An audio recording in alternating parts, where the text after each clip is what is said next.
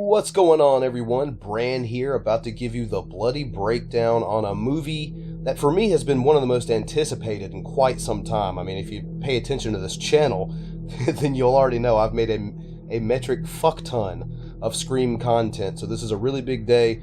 This is going to be the spoiler-free review for Scream 5, aka Scream 2022, whatever you call it. We're talking about it, and one more time, I just want to reiterate, spoiler free. I will be doing a spoiler review later on in a different video, along with a re-ranking of the franchise, but for today, we're just focusing on non-spoiler review. So, before we get into it, folks, let me remind you, if you enjoy what I'm doing here on this channel, leave this video a thumbs up, subscribe, consider turning on notifications, and if you're really digging what I'm doing here, consider supporting by clicking the join button to become a member of this channel. Now, enough shilling, enough of my bullshit. Let's jump into what was, for me, the biggest movie already of 2022. Let's talk about Scream. So the first thing I want to talk about is James Vanderbilt and Guy Busick's script. Their writing, I think, deserves a lot of credit in this film. I also have to mention, honestly, I'm going to open this thing up by gushing over Radio Silence, because Matt Bettinelli-Olpin and Tyler Gillette did a fantastic job of directing this thing as well. I just have to say right off the bat, one of my biggest fears, and I know a lot of people who are big fans of this franchise, their biggest fears was going into a Scream movie that was Wes Cravenless. And I have to say that if that is a fear of yours, I think watch after you see this movie. Those fears should be satiated. And if you're anything like me, I now believe that this franchise is in really good hands as long as it at least stays with Radio Silence. They check all the boxes for a great Scream film, but they also manage to give us something that still feels fresh. You know, you can tell they're definitely in reverence of Wes Craven's work, but at the same time, they want to give you something that is familiar yet fresh. And I think that's exactly what we get out of this film. This movie takes some pretty big risks, and I want to emphasize big risks. But I also do believe that even though these are some giant risks they're taking, I think in the end, those risks do indeed pay off. You know, looking at the opening scene, because this is a Scream movie, and that's something that the Scream films have become synonymous with ever since Drew Barrymore. The opening of this movie is scary as hell. Probably, in my opinion, the most scary since the original. The phone call was given time to breathe and evolve and finally come to fruition of, you know, what a Ghostface call is. It wasn't, you know, jumping right in and no time to breathe. This opening scene really was a tension builder, and I think they did a great job of that. And Jenna Ortega, who plays the character in the opening, Tara, may be the MVP of the new cast. As far as just her performance, she literally looks terrified in this opening, and throughout, you know, any scene that she's in. She absolutely sells the terror, and like I said, she may be the best new addition in this cast. I can't say enough good about Jenna Ortega's performance in this one. Now, I think the OGs, you know, your Dewey, your Sidney, your Gale, I think they're treated very well in this movie, actually. They're treated as very knowledgeable, they're treated as strong, and just overall royalty, you know, as they should be in this franchise. And unlike Scream 4, as good as the OGs are, they are used a bit sparingly and with good cause. This isn't their story. This isn't Dewey's story, this isn't Gale's story, and believe it or not, this isn't Sidney's story anymore. With that being said, I still think that the three are utilized very well. I would have liked to have seen a bit more of Gale and Sidney. I think Dewey has probably the bigger role of the OG three in this movie, but on the whole, I think all three of them were handled fantastically. And that was another big thing for me too, because, you know, you do want to be able to fall in love with these new characters, but we've already fallen in love with the OG characters, so it was good to see them handled well as well. Speaking of being handled well, Ghostface, just as a character, is comes across very capable, brutal, and a bigger threat than I think Ghostface has been in a long time.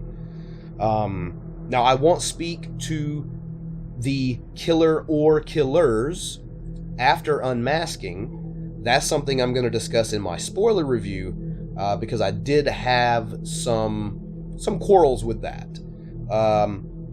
Nothing that wrecked the movie, but overall, I think the performance of the killer or killers after the mask is off is left something for me to be desired, at least. But we'll get to that later on in a video down the road when we start talking spoilers.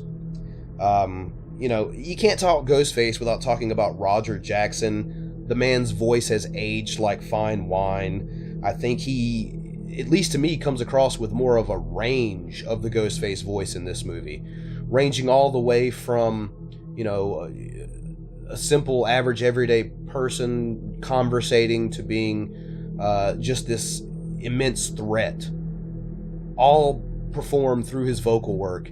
Roger L. Jackson deserves a lot more credit in this franchise than I believe he even gets. But man, another good Scream film where his voice, if it were absent, I think this movie would be missing a lot in terms of just the overall persona of Ghostface. So this movie does, as other Scream movies have in the past, as pretty much all of them have, they speak to the modern horror scene. The original Scream talked about, horror slashers in general. Then you had the sequel discussions in Scream 2, the trilogy discussions in 3, the remake discussions in Scream 4. This movie is no different. Pretty much talking about the current state of horror, from everything from elevated horror from your A24 films all the way up to what this film has deemed requels, which I know a lot of people refer to as legacy sequels, much in the same vein as Halloween 2018. And I think they do a really good job of the commentary in that as well. They also have some pretty damn good commentary about the fans of these franchises, like Scream. I believe even Star Wars was mentioned in this thing. Which is interesting because I kind of liken this film in a lot of ways to The Force Awakens. But I honestly feel like they did a better job of bringing in the future of the franchise and melding them with the past of the franchise in this movie than even The Force Awakens did. But it is that kind of tone. That's kind of what they were going for here. They make a lot of, they talk about the fandom of films like Star Wars, of quote-unquote stab, even though, it's kind of a reference to us watching the Scream films. They talk about toxic fans, toxic fan bases. It's very now, just like the original Scream. It lives in this moment and is very relevant in the cinematic universe. I think, getting back to Ghostface here, I think that the motive of the killers is very well written. I really did appreciate the motives. I think that is something very different, even for a Scream movie, something that I haven't seen before, which is nice. Because I love a good motive, but I know a lot of times these things get boggled down into, revenge or things like that. So it was kind of refreshing. Obviously, I'm not going to go into what that motive is here, but I think it was refreshing to see a new, interesting motive from the killer or killers. Just talking about the cast in general, I think the standouts in this thing are definitely Jenna Ortega, Jasmine Savoy Brown, and Jack Quaid. I think those three, and I would be remiss to leave out David Arquette as well. This may be one of the bigger roles in a Scream film for David Arquette. I felt like the Dewey character actually had something to do. I felt like he evolved as a character, and it's kind of hard to say that he did that in some of the previous entries. Unfortunately, I really wish that we could have gotten more from Melissa Barrera, who, is one of the bigger stars of this film. I don't want to go too much into any detail about what her role is, even though people have preconceived notions. Not that necessarily she gave a bad performance, but once again, I think it leaves a little something to be desired. But, that's something that I think could improve once you learn more about this character. once Melissa Barrera gets a little bit more comfortable in the same character, because I got to tell you, after watching this thing, there's no doubt in my mind we're getting more, and I believe we're getting more from characters out of this film. Another thing I did want to talk about here was Brian Tyler's score, because I got to tell you, I did listen to it before watching the film, and I was already a fan of what he had done with it, but seeing it in the film, I got to tell you, this score makes you feel, it helps to emphasize the emotion of the film, which is what a score is supposed to do, and I think it does it great. It makes moments feel more sad, more scary, etc., what have you. There's also loads of Easter eggs in this thing. There's some fan service in there, but I don't think it's overdone to the point to where, if you're not a fan of the franchise, you could come in and probably watch this thing. But there are loads of Easter eggs for us fans just in the background, kind of spread throughout the film. Really appreciated that. Now, talking about across the film, let's talk about the pacing here, because I felt like the pacing for the first act and the third act were magnifique, fantastic, very well done. However, I feel like there probably are some pacing issues around the second act toward the beginning, which is something you never really saw too much from Wes Craven. So I do have to kind of call Radio Silence out on that. Maybe that's something you guys might want to work on. Wes Craven was kind of a master of pacing, in my opinion. And other than maybe the beginning of the second act, I think this film does a good job pacing. That's something that I would call attention to as far as a negative goes. Also, I have to say, in my opinion, I thought this thing was shot beautifully. I don't think I mentioned it earlier when I was talking about I did appreciate the direction of Gillette and Olpen, but just the cinematography behind this thing is very beautiful. There's a lot of scenes in this that are just shot so just beautifully and just are breathtaking to look at, even as a still image, before, not even looking at this thing as a moving image, just as a still image. It's just breathtaking shots in this thing that I do have to give them a lot of credit for. Now, once again, the film is very tense.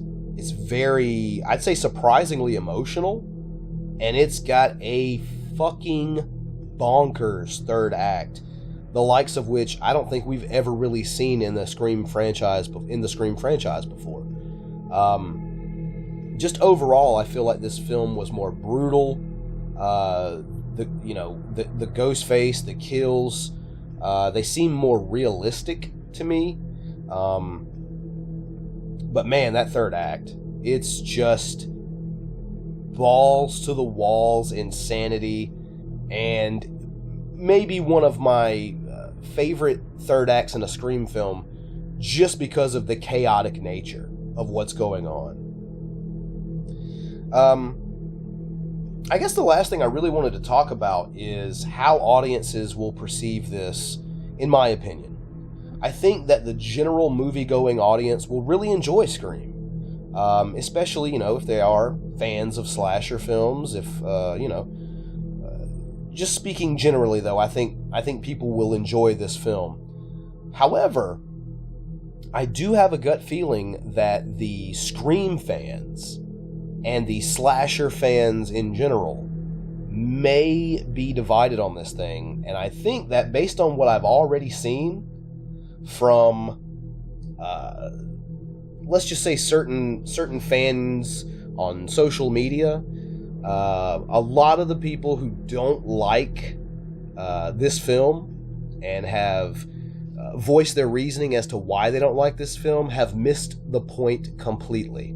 And I'm going to leave it at that, because if I go into any more detail, we will be getting into spoiler territory. That's not what this video is about. But I do think this thing is going to be divided amongst fans of the franchise. And I think it's really going to be divisive amongst fans of slasher film in general. With that said, if I'm going to give this thing, now bear in mind I've only seen it once, I do plan on double dipping, maybe triple dipping, who knows. I did enjoy this film. You guys know me, I like to do this thing 1 to 5 scars. if I had to give Scream 5 cream, Scream 2022, whatever you want to call it, if I had to give it a scoring between 1 and 5, I would give the new Scream, at least on my initial outing, I'd have to give it 3.5 to 4. It's kind of hard to tell there. I would put it somewhere in between 3.5 to 4 scars. It's definitely something that I'm going to have to watch again before I feel more confident in giving it some sort of a rating. I think that's why it's a little vague right now. But I did enjoy it.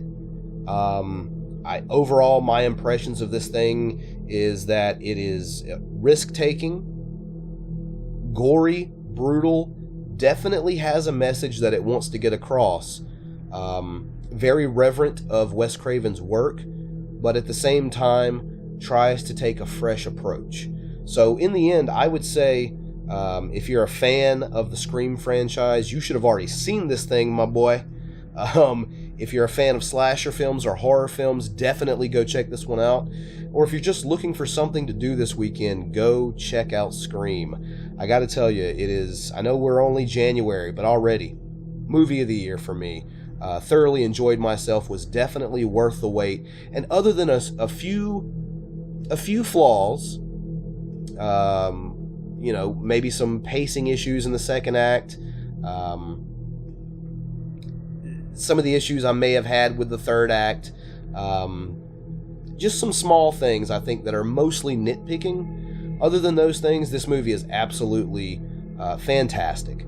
So there you go, folks. That's what I thought, non-spoiler anyway, of Scream 2022. Let me know your thoughts down below in the comment section. No spoilers. No spoilers, no spoilers. If I see anything like that, I will be deleting it, so don't even bother. But yeah, leave me your thoughts down below in the comment section. And remember, if you enjoyed this video, if you like what I'm doing here at Bloody Breakdown, please leave this video a like, share out my content, subscribe, maybe even turn on notifications. Or if you're really digging what I'm doing here, consider joining the channel by becoming a member and supporting what it is we do here at Bloody Breakdown. So, with that said, I'm going to get ready to possibly go and double dip and check out this movie again because it was that damn good. I'm Bran, and you've just got the Bloody Breakdown.